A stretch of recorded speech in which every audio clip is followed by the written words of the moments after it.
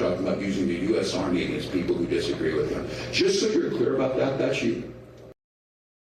That's what he's talking about. This is not some mythical thing out there. He called it the enemy within. And to Donald Trump, anybody who doesn't agree with him is the enemy. I tell you that not to make you fearful or anything. I tell you that because we need to whip his butt and put this guy behind us. A clear statement there, and it could be larger than politics, but some Americans also tend to hear any back and forth between campaigns, even about an issue as grave as this, as politics. So that makes this next piece of big news today pretty important. Trump's campaign is being rocked by the worst kind of rebuke you could get in this October homestretch. A top military general who served then President Trump and held the highest office in the United States military, Chairman of the Joint Chiefs, Mark Milley, is condemning Trump as a fascist. Let's stop right there.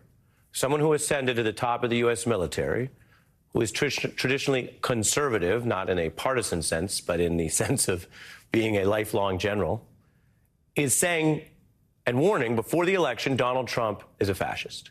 Quote, "No one has ever been as dangerous to this country as Trump. Now I realize he's a total fascist," Milley says. This is a statement that's breaking as news now from the new Bob Woodward book.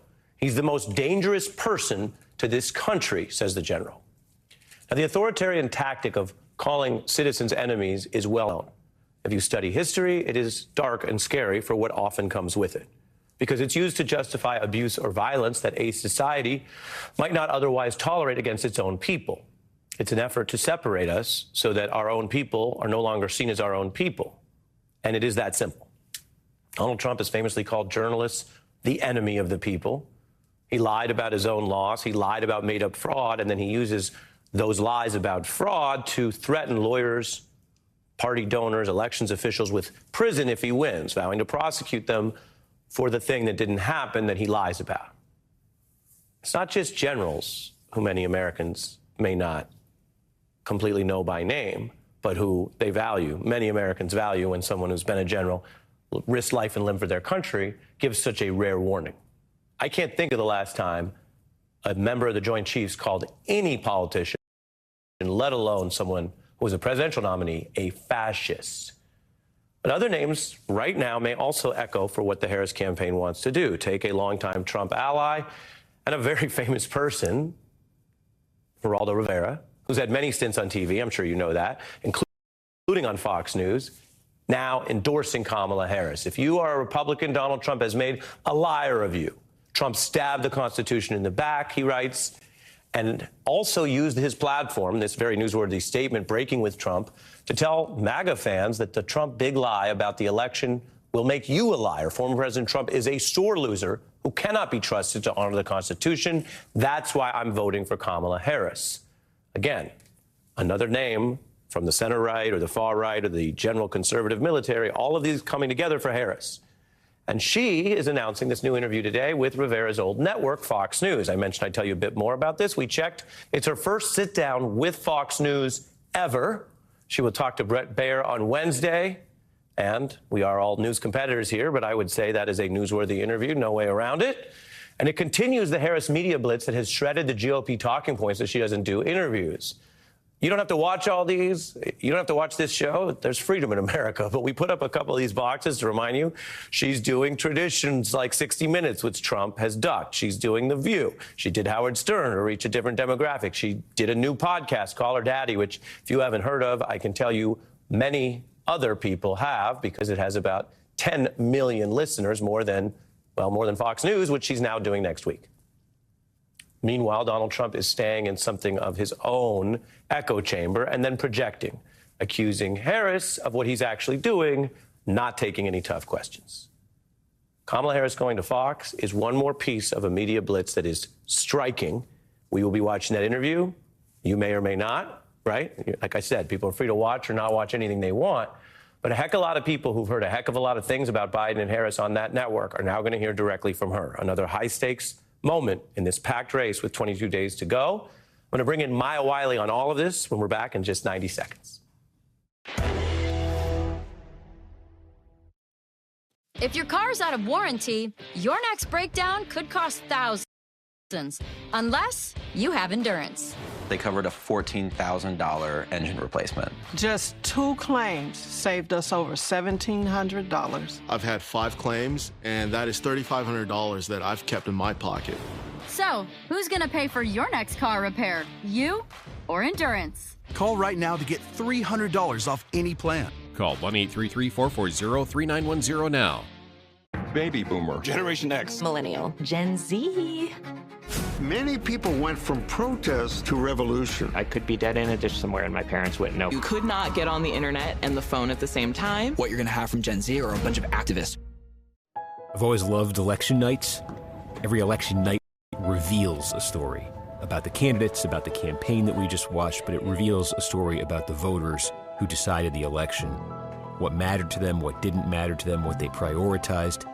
The presidential election is America's family photo.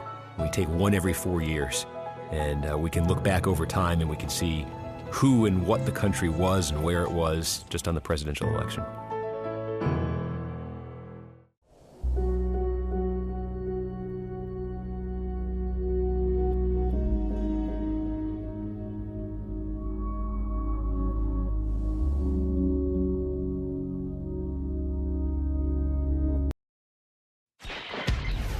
I think there is going to be some cheating in this election. I think non-citizens are going to vote. You just also seem to undermine confidence in the integrity of those state elections. Hold on. It's not me undermining it. It's the actions of the Biden-Harris administration.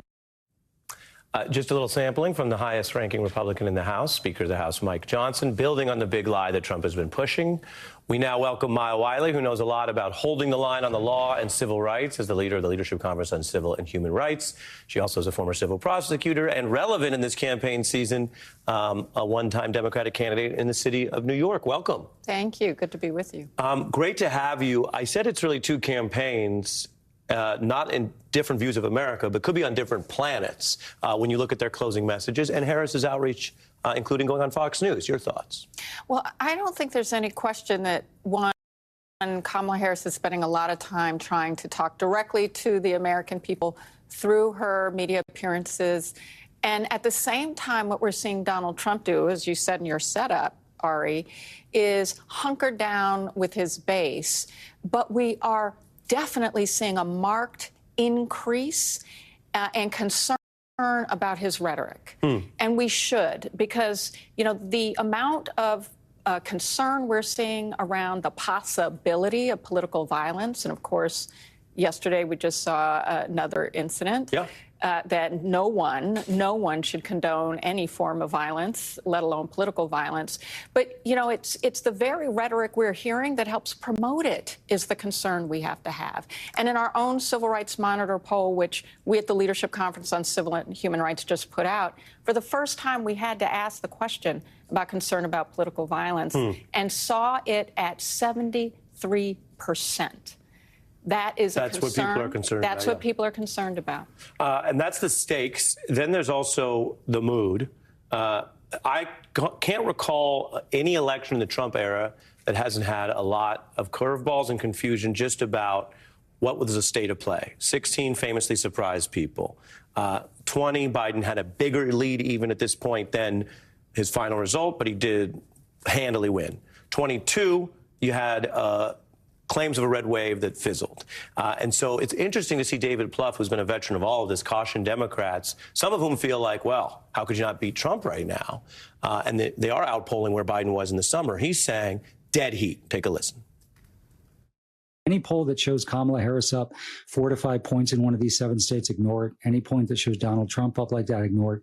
This thing's very close. It's a margin of error race.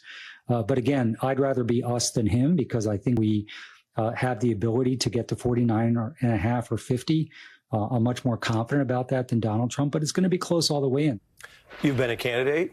You rose in the polls. You came in second in a very wide race in New York City, an expensive media market. So you know a bit about this, even if viewers think of you as our civil rights champion of democracy and not as a politician. There might be a compliment embedded in there if people don't think of you as a politician, Maya. I like the compliment. I'm going to take it. But given all your experience, what do you think of what David Plouffe is saying to Democrats about that? I think David Plouffe is dead right and should be listened to. One, I think there are even some very prominent pollsters who will say, we're not really sure we fixed all the polling errors from 2016. And the other thing we're hearing is that not all Donald Trump supporters are necessarily responding to the polls, which should concern us. But also to his point about you'd rather be the Harris campaign than the Trump campaign, the enthusiasm is real. The fact that so many people are showing up to volunteer, you can see and feel it on the ground. And that is the kind of thing that matters a lot in politics, is what you feel. Not polls are snapshots. What's real is how people feel. But I want to bring it back to his point about the narrowness of the margin, because it's part of the reason what we're seeing from Donald Trump is an escalation of rhetoric that is both racist, but that's a direct effort to appeal to the people who are afraid rather than try to tamp it down and have a vision for the future. But it's also why we're seeing so much concern about political violence, because that is remember that political violence isn't just against politicians. Sure. You know, Ruby Freeman and poll watchers and people who are actually working for neutral and effective elections that we always have are the ones receiving a ton of death threats, as are regular folks in Springfield, Ohio. It's a great point, and we shine a light on Trump trying to also incite that and abuse that fear right now, which needs to be scrutinized and confronted. The Harris campaign confronting it with Walz's statement we showed, and we'll see. We expect, we have clues that Harris might condemn it directly when she speaks later tonight. Maya Wiley, good to have you as always. Good to be here. Appreciate it.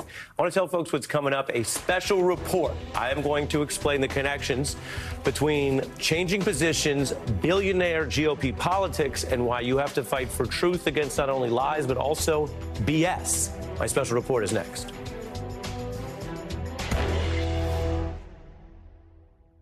If your car's out of warranty, your next breakdown could cost thousands, unless you have Endurance. They covered a $14,000 engine replacement. Just 2 claims saved us over $1,700. I've had 5 claims, and that is $3,500 that I've kept in my pocket. So, who's going to pay for your next car repair? You or Endurance? Call right now to get $300 off any plan. Call 1-833-440-3910 now. More than ever, dialogue is everything. More than ever, questions require follow-up questions. More than ever, numbers must be crunched, dots must be connected, and steady voices must break through the noise. Because more than ever, it's go time.